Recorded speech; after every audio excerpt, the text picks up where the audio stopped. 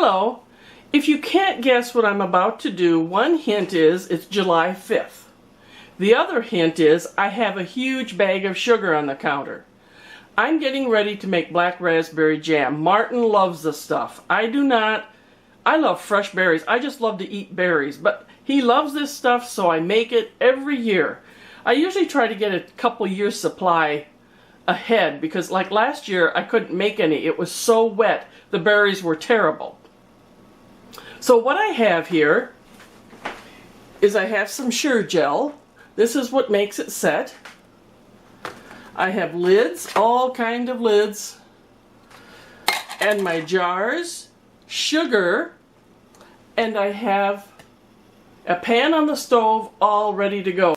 Now I used to use an old enamelware pan, but then I realized I want to use my stainless steel. So I have several of these really nice stainless steel pots. And one of the main things when you're doing the jam is you do not want it to burn on the bottom. If it burns, you probably ruined the whole batch because it affects the taste usually. So you want to be quite vigilant when you're stirring this, bringing it to a boil. But I like stainless steel. Now something else you're going to need, this is how I do it, this is how my mom did it, and this is how I learned, is a small saucepan. You'll put water in there, and then you're going to warm up these lids. You see, this little rubber circle here, that needs to be a little pliable when you can. So you're going to put whatever amount you need. I'll probably put 5 or 6 in for one batch, and you do one batch at a time. But what you do is you alternate them. You know, you put one upside down, one the other way. Otherwise, they would stick together.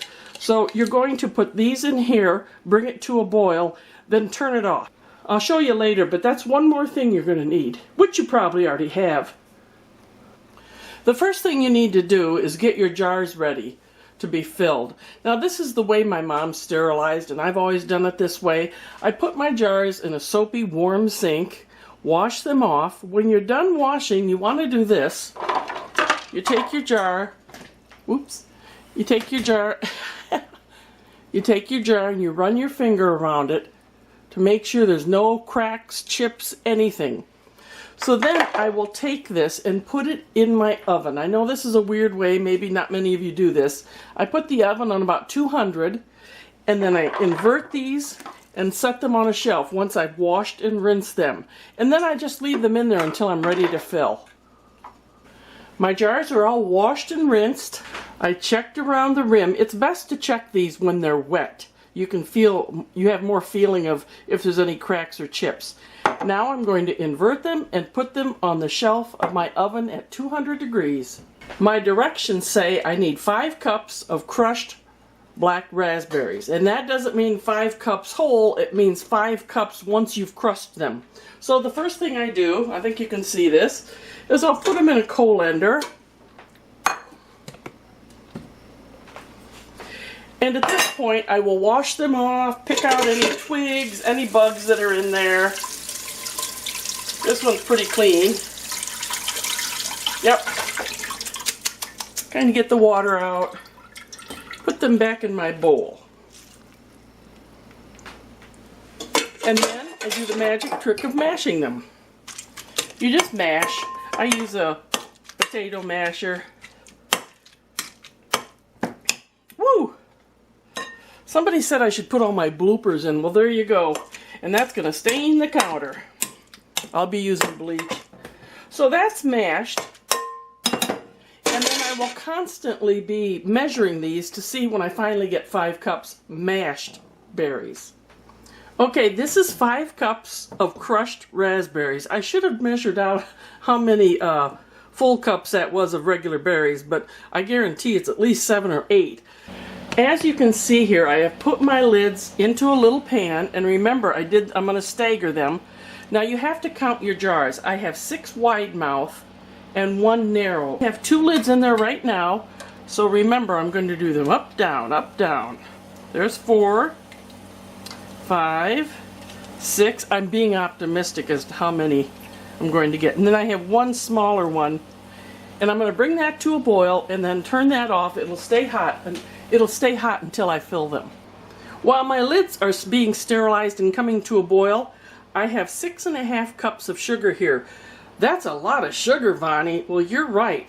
It is a lot of sugar. 5 cups of crushed berries, 6.5 cups of sugar. As you can see there, my lids have come to a boil. Yes, that's butter on my knife. You'll find out. So at this point, I have my berries in the pan. I'm going to turn the heat on to, let's go about halfway. And I'm going to put into the pan the butter. It's about 1/2 teaspoon. And you don't have to do that, but it reduces the foaming. And you're going to see foaming. You'll see in a minute. You have to take all that foam, a lot of that off. So I add a little butter, and that really helps. You stir this in. So I'm going to bring this to a full rolling, I gotta say that again. I'm going to bring this to a full rolling boil, one that can't be stirred down on high heat, and I stir constantly. And do that, I'm telling you, do that. Because if it sticks, you're in trouble. And all those beautiful berries could be tainted with a burned flavor. So I have it on high. I have to read the directions every year because I forget. It's very simple, but it's not something you do every day. I don't know if you can notice here, but I'm just stirring slowly. And see, it's starting to bubble. But when I stir, that goes away. When it's a full rolling boil, that won't go away when I'm stirring. And it's pretty close to that. Just keep it moving. See that? It's bubbling, but when I stir it, it's gone. I'll tell you when we're there. Now, when this comes to that kind of a boil where I can't stir it down, I'm going to add the sugar. Okay, we're there. I don't know if you can see, but the rolling boil is staying there. Even as I'm stirring, it keeps going. So I'm going to add the sugar. Sorry if I blocked your way, but this is drama time. So now you fold that in, you stir it in, and then I'm going to bring this back to a boil again and let it boil for 1 minute and take it off the heat. It's all set to go in the jars. You see, there wasn't much to that, was there? The main futzing around is getting the jars out, getting those treated, getting the lids. So now you want to keep stirring. We're going to let this come to a full boil. Don't have to worry about it being able to be stirred down. When it comes to a full boil, then do it for a minute. Always stirring.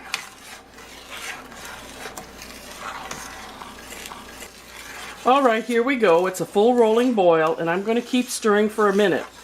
Now when you do this, keep little ones out of the kitchen. This stuff is hot. And not only is it hot, it's sticky. So if you believe me, I've touched my hands with it, you will end up in the emergency room for sure.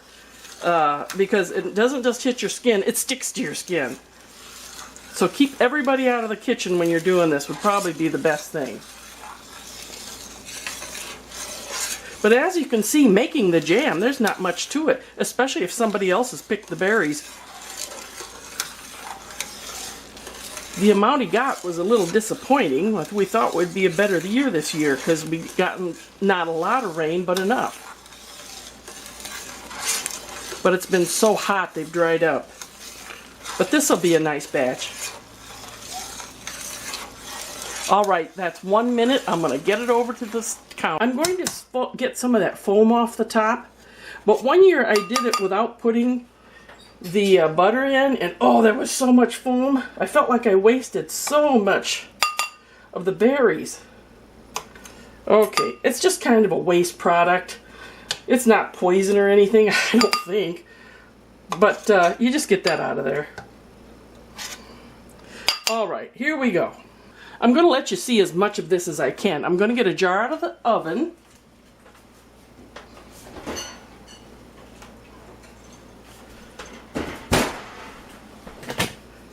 I set it on a towel. I have a towel there. This is essential. Let's fill a jar. Kind of move that closer. Your jar is hot. Can you see why I say have no one in the kitchen? Trying to get, okay, that's pretty good. You want it about a 1/2 inch from the top. Now this is something else that you do. I have a damp paper towel, and I'm going to wipe it around the rim, get any excess off. Then I'm going to pick up out of this pot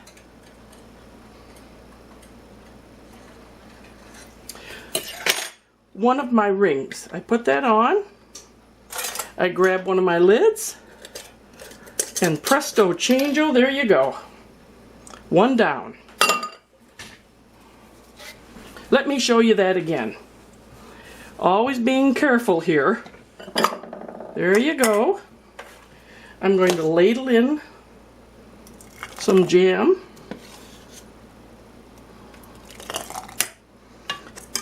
These things are super, these little, I don't know what they call them. There, that's good. Then I take my damp paper towel, wipe around the edge so everything's off of there. Now I want to show you one more time putting the ring on. I've wiped this, I put this on, and then I'm going to put the ring on, and you just put it on, and then I grab it with a towel, and I just hand tighten it. Well, that was good. I got 5 pints and a 1/2 pint. I always do a 1/2 pint just in case there's enough left, and there was just enough for a 1/2 pint. We don't want to waste it. It's like gold around here. And I have to say, when I said I was going to finish filling the rest, Martin walked in the kitchen and I said, "Get out, didn't you hear what I just said?" There's something about I can't be distracted when I'm doing this because I don't want to spill any. Now what's going to happen, I was hoping it would be happening while I'm filming, pop, pop, pop, they're going to pop on you when they seal. But just leave them alone, let them cool totally where they are. Then I put the year on there and we're good to go. Remember to sterilize the jars, wash them in soapy water, rinse them, and then check them to make sure there's no cracks or chips. Heat these up in boiling water, your little caps, and put these in the oven. That's how I do it, about 220, 200 degrees while you're doing the rest of the process. If you have any questions, let me know, but it's really pretty easy to do this. The main thing is picking the berries, really. I hope you enjoyed this and you feel brave enough to try it. Until next time, bye-bye.